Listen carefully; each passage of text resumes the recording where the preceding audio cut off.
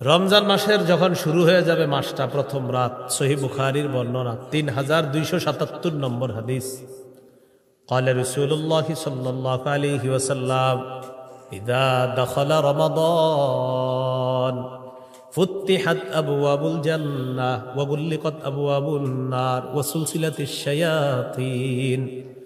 রমজানের প্রথম রাত যখন শুরু হয়, জান্নাতের সবগুলা দরজা খুলে দেওয়া হয়, জাহান্নামের সবগুলা দরজা বন্ধ করে দেওয়া হয়, ওয়াসুলসিলাতিশ শায়াতিন, শয়তানগুলাকে শিকলে আবদ্ধ করা হয়। তাহলে হুজুর, শয়তান যদি শিকলে আবদ্ধ থাকে, রমজান মাসে আমরা গুনাহ করি কেন? বলেন অভ্যাসগত গুনাহ। বলেন কি গুনাহ? রমজানে গুনাহ কেন করি? অভ্যাসগত। ওই যে 11 মাস অভ্যাস হয়ে গেছে, এটা গুনাহ করে রমজানে।